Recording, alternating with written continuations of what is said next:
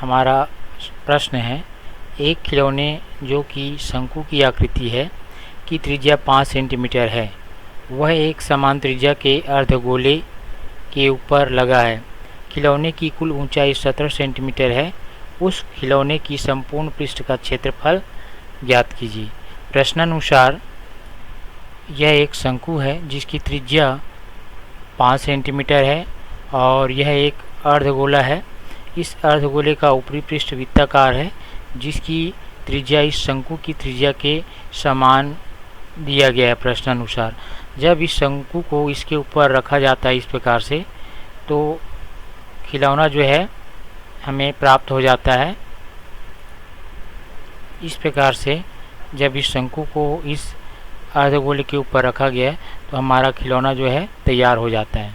यहाँ पर प्रश्न में हमें दिया गया है, इस खिलौने की कुल ऊंचाई 17 सेंटीमीटर है और इस अर्धगोले की त्रिज्या 5 सेंटीमीटर है, तो यह भी त्रिज्या है और यह भी त्रिज्या होगी।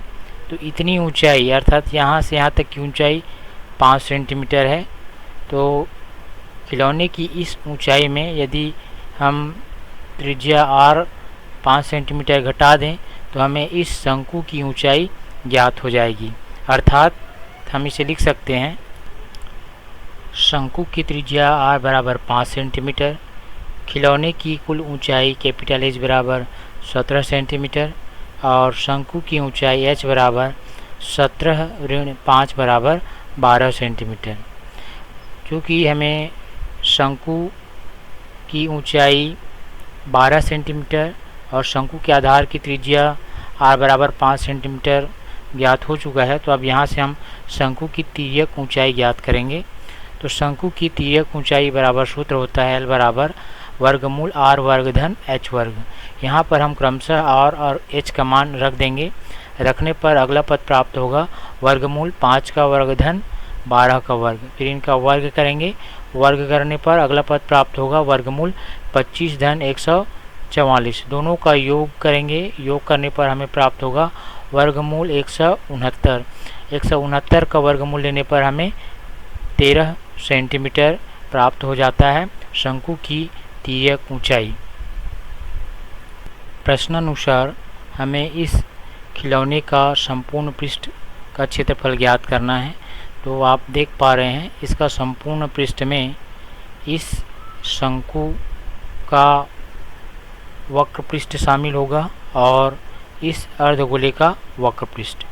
तो इसे हम इस प्रकार से लिख सकते हैं, खिलौने का संपूर्ण पृष्ठ का क्षेत्रफल बराबर शंकु के वक्र पृष्ठ का क्षेत्रफल धन अर्धगोले के वक्र पृष्ठ का क्षेत्रफल। अब हम क्रमशः यहाँ पर सूत्र लिख देंगे, शंकु के वक्र पृष्ठ का क्षेत्रफल पाई आर एल धन अर्धगोले के वक्र पृष्ठ का क्षेत्रफल 2 पाई r वर्ग। इसे और सरल करेंगे, सरल करने पर अगला पद प्राप्त होगा पाई गुणित r का मान हमें पता है, शंकु की आधार की त्रिज्या r बराबर 5 सेंटीमीटर, यहाँ पर 5 लिखेंगे और इसकी तिर्यक ऊंचाई हमने अभी ज्ञात किया है 13 सेंटीमीटर, तो l का मान 13 रख देंगे धन 2 गुणित पाई। और यहाँ पर आप देख पा रहे हैं ये अर्धगोले की त्रिज्या है। तो यहाँ पर प्रश्न में हमें दिया हुआ है शंकु के आधार की त्रिज्या और अर्धगोले की जो त्रिज्या है दोनों समान है, अर्थात यह भी r बराबर 5 होगा। तो इसे हम r वर्ग है इसलिए हमने इसे यहाँ पर लिखा है 5 गुना 5। अगले पद में हम इसका गुणा करके लिख देंगे तो हमें अगला पद प्राप्त होगा 13 पंचे 65 पाई और यहाँ पर 5 पंचे 25 और 25 दूनी 50 पाई। इस प्रकार से हमें अगला पद प्राप्त हुआ 65 पाई धन 50 पाई।